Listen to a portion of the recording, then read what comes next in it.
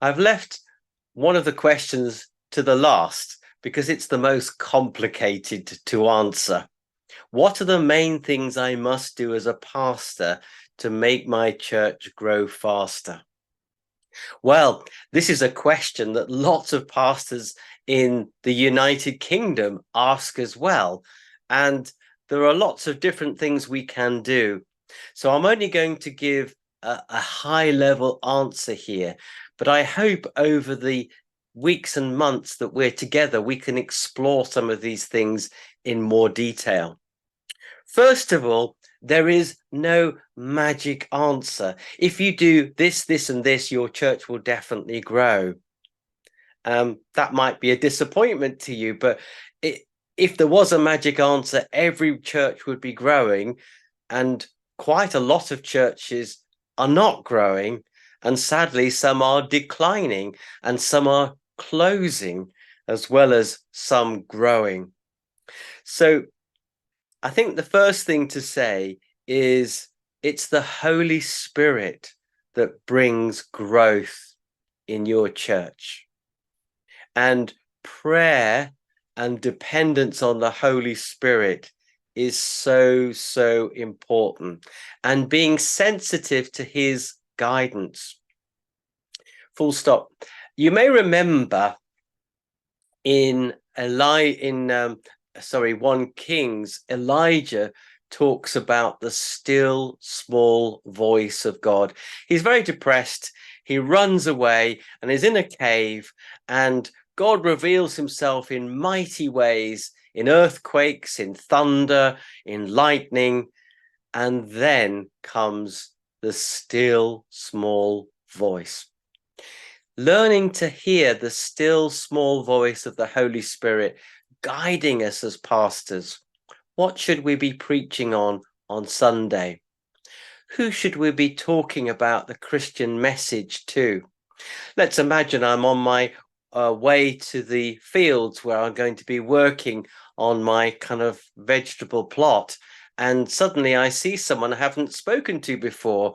And I sense the Holy Spirit saying, Nigel, go and speak to that person about me. That's what I call the nudge of the Holy Spirit, being sensitive to his still small voice. So that's really important. Prayer, dependence upon God, and dependence upon the Holy Spirit. Now, there is a model of discipleship that I think is really, really helpful for us if we want to know how our church family can grow. It's actually a shape, a triangle, and I'll put it on the screen for you. There are 3 points to a triangle, and the up point is our relationship with God. The in point is our relationship with other Christians in the church family. And the out point is our relationship with those outside the Christian church and our mission to reach people for God. All 3 areas are crucial to a church growing. Our relationship with God, being authentic, being obedient to God. Your teaching as a pastor is going to be really important here. And being filled with God's Holy Spirit, empowering us for service. Our relationship with God. Without a deep and authentic and powerful relationship with God, nothing else is possible. So that's very briefly the up. And we could talk about this for hours because there's so many things to say. Our relationship our relationship with others in the church family. The early church was marked by a huge love for each other. A famous Roman historian, Tertullian, said, "See how the Christians love each other." Sadly, some church families are not characterized by love. They're characterized by arguments, by power struggles, and the like. That is not what we're called to be.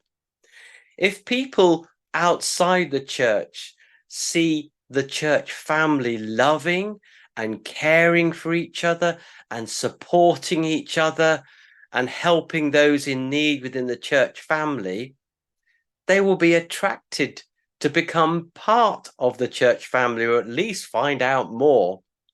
But if all they hear is, oh, there are arguments in that church, and the pastor doesn't like that elder, and that elder doesn't get on with that deacon, and that deacon doesn't get on with that church member, well, that's a very poor witness.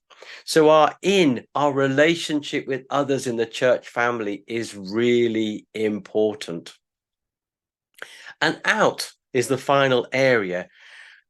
Everyone in our church family needs to understand we are called to be witnesses to Jesus. We are called to go out into all the world and to share the good news. Now, some of us will be more gifted in sharing the good news than others, but every one of us is called to be a witness. So if someone says, why do you go to church? Why are you a Christian? We need to know some answer to that. And the answers might be as simple as, God has changed my life. I love him because he's forgiven me. That's a very, very powerful answer. It doesn't have to be a clever answer.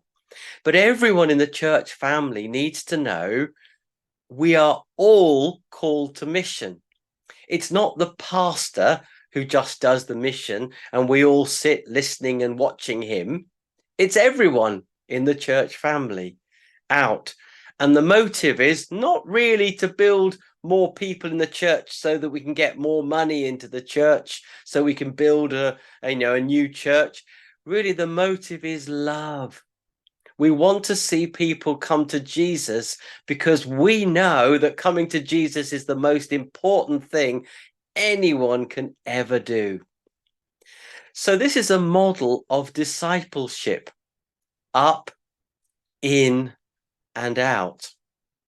And when we look at different churches, we often find the balance between those three isn't quite right.